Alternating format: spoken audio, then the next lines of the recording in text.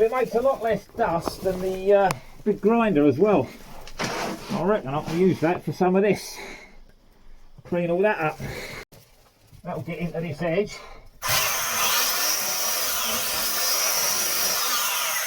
Straight through it, like butter. Brilliant.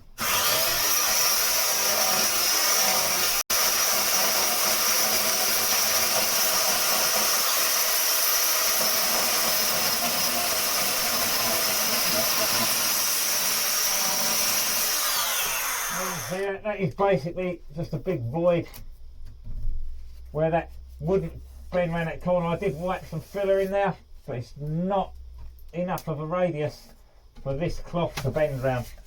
CSM will do it, but this stuff didn't. It just left a void right in that corner.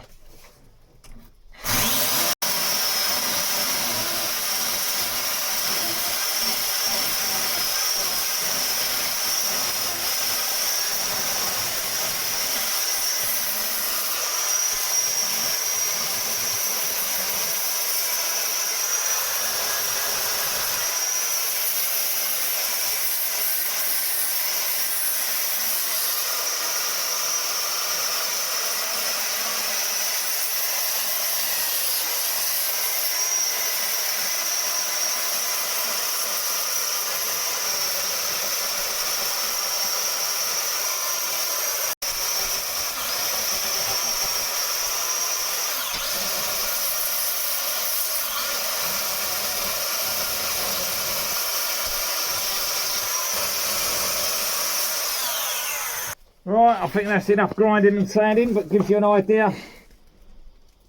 The new tool is working brilliantly. I think I'm going to carry on. I've got to get the hoover out and stick that on the back of it because I'm blowing dust everywhere. That's not good. So, yeah, get a bit of extraction going. I'm going to take a breather for a minute, go have a drink, let the dust settle. Then I'll get the hoover out and I'm going to stick that on the back end of there so it sucks the muck out. So I'm not making quite so much dust. That will keep that down. And you know, give me a bit of health as well. So got a lot to do, lots of grinding, lots of dust. So yeah, I think for now that's enough of that. I'm going to come back and show you what I've done when I've finished. But I've basically been around this, lost quite a lot of the little bits that I couldn't get into, so I've gone around the edges where the sander and the grinder wouldn't reach basically, and finished off most of that. Loads of little loose bits that were left that have come off. I can't get every little bit. I'll be here flaming years trying to pick them all out. So we're going to sort of like stabilise that and glass it all over. So that'll be taken care of anyway. I've got rid of, I think, all the loose stuff. So it's as clean as it's going to get really, you know, unless I grind right back into it. And then what I'm going to end up with is loads of voids, you know, like these. I've taken that one out. There was a tiny little hole there. I've opened that out. Now I'll be able to push some gunk into there and really force it into that hole and fill that up behind it. Yeah, that's got some wood in there, and yeah, that's how the whole boat's built. This is basically wood, and they just wrap around it, and this is all a big void around it. And that's what I didn't want when I've done this. This I've done so that it's all sealed up and there's no voids. So I just want to show you the difference running the hoover as well. So my pipe split, but that wasn't doing this. It split the other week. So that fits on the end of there. Now, won't be able to hear nothing with the hoover running and the sander, but just so you can see.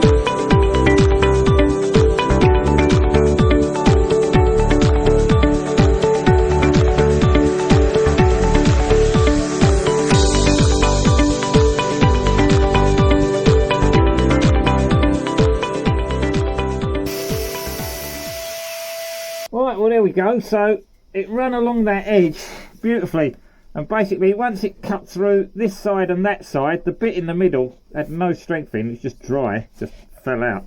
And with that void behind it, it's got no strength at all. So even though it's solid whilst it's in there, you know, you cut into it, it just flakes away. Absolute terrible. So yeah, it really is no good. But you can, I don't know if you can see how thick that glass is. You know, you don't get a real good sense of it, just how thick this is. You know, this is a seriously thick layer. So I've cut right in that, and I'm still only back to the bottom of this. But this has all been glassed, and this part was glassed in to the deck. You know, so this was absolutely solid into the deck. Then I added this afterwards. This is a wooden trim around the inside because I didn't like the look of the finish, so I wooden trimmed it to give it a nice shape on the inside, because I don't want to be looking at, you know, the inside of the hatch area being all ugly and horrible. So the idea of that was to tidy this up, so my hatch will come through there, and I'll have the gap between that and the hatch, which I might have to sort of fill or cover or do something with. We'll work that out later. Yeah, that's something else I've got to look at. But for now, this little finger belt sander is fantastic. It's gone right along into that radius, taking that out. It's gone through the void down there, taking that out. This bit's solid. I'm not going to take all the glass out because it is solid. And whilst that's stuck in there, that's covering up that wood nicely. I've only got to sort of cover the bits where it's showing, so I can run some filler over that, sand it all off, and then glass it all in place. Yeah, that's given me a nice surface to fill to, so I can just filler that up, rough it back, and then glass it, tab it back into this side, and that'll do me. Same as this. We'll put some filler in there. What I found is this hardwood, the glass doesn't like sticking to it. It peels away. You know, it sticks, and then you get little voids coming up. So, you know, really it needs to be coated with resin. Ideally, laminating resin would allow it to soak in, then put another layer on, let it soak in, and then glass it. You know, keep feeding it resin. Unfortunately, I'm not using laminating resin, so if I put resin on and allow it to soak in, it's going to dry. You know, I could leave it until it does that and tacks up, so it's just tacky, then mix up another batch and glass it. That's about the only way I could do it. But I've removed the voids anyway. We'll deal with that and get it sorted. But the way I've been doing it is if I can cover the wood, you know, get it all sealed and then glass it, I ain't got to worry about it peeling away. So I can put some resin over it, let it soak in and dry, you know, or tack dry, and then carry on. But we're getting there either way. You know, this isn't solid, this isn't structural, this is cosmetic. The structural side has been done. This is bonded, glassed in to the actual deck. This is then cored, and then this has been put in, and it's all been glassed afterwards. So all I've got to do now is fill that and glass it in and lose the edge. I don't want to see that dust. Look. I don't want to see an edge there if I can help it, so I'm going to taper into this slightly, you know, so that the glass wraps round here into this edge here, but don't stick out like a sore thumb. I want to level it off. I can probably get some filler on it, but I mean, like I've got there, I've got a nice smooth surface. I don't want a nice smooth surface coming into another lip. Yeah, I'm going to have lips where the joins are as it is. I want as little lip as possible. Right, yeah, I've got to get out of here soon, so I'm just going to carry on. See if I can finish this lot round here. That's a little bit more taken care of. This lot I can hit with a flat sander, the old belt sander.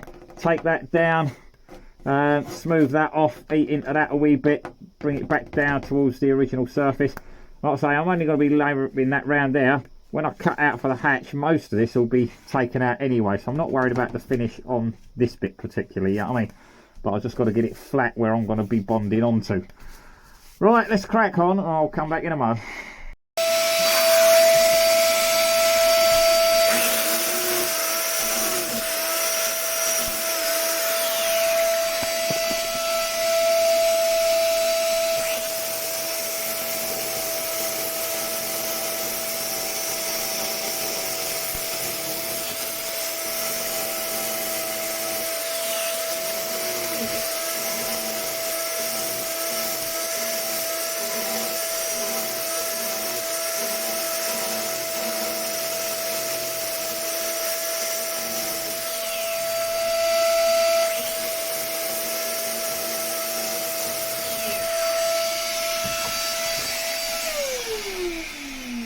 There you go, just so you can see what I'm dealing with. As you grind into that, you see it just goes white. There's no resin and it's completely dry. And then once you rub over it, it just breaks out, falls off. So I'm just taking that corner right out. I'll re-radius this again, make that better, and CSM it. Okay, that's me done for the day. So I've gone right along the front edge here. There were some voids here. I've taken it all out, all where that wrapped round that wood on that edge, just voids. Bit in the middle looks okay. This edge here underneath was gone. Into the corner there was gone. This whole edge here was gone, and underneath where it wrapped around that wood just hasn't stuck at all really. It's just worn onto it, so that needs resin in and let it soak in. You can see there, look, I'll lift that bit there. It's just not stuck to that wood at all where it wrapped around that corner. So I've got to take out them voids all the way along and redo that. But I've been all the way around there, I've taken that out all the way along the top and the bottom. The bit in the centre's stuck, that's nice and solid. This bit's gone, this bit's solid, voids there, voids all the way along there, top and bottom, so that's all been taken out. This bottom bit seems okay, this seems to have stuck quite nicely. It was flat finish, it hasn't wrapped round. One little void there that I took out, and I think we're pretty good this side. So yeah, so quite pleased today. New favourite tool, big up to the Black & Decker belt sander. Absolutely fantastic that's been. I could have got so much more done a lot quicker if I'd have bought that sooner. Yeah, so we've taken these off under there. That's all shaped up nicely now. Yeah, I could probably get it a little bit better. I'm not too worried. I think that's more than good enough. You know, I can run the flat sander over it a little bit where I can get in when I do these front edges. You know, when I've got that sander out.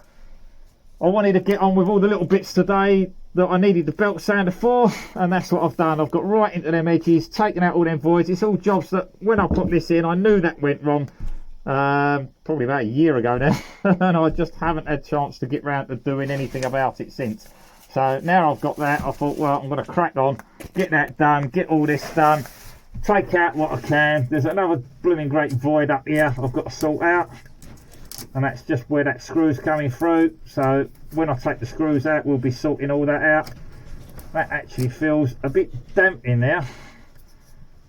That could be where one of my sources of water's getting in. Yeah, righto. Okay, we'll have to do something about that before I go, because if we get any heavy rain, it's running down the screen and it's getting in there, right by that screw hole. So I'm going to have to take care of that and make sure we ain't getting water coming through there, because that feels damp. So I'm going to have to make sure it's dried out from the outside. Wherever that's coming through needs sealing.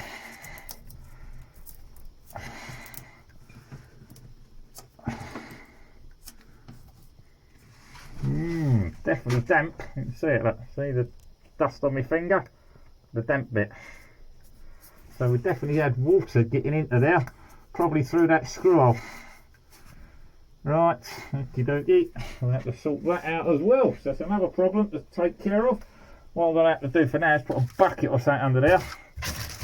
Make sure we don't get water getting inside and filling my boat up and making everything damp and rusty. Well, for now, that's me done. Thank you for watching Life of Dave, and I will catch you all next time. Bye for now.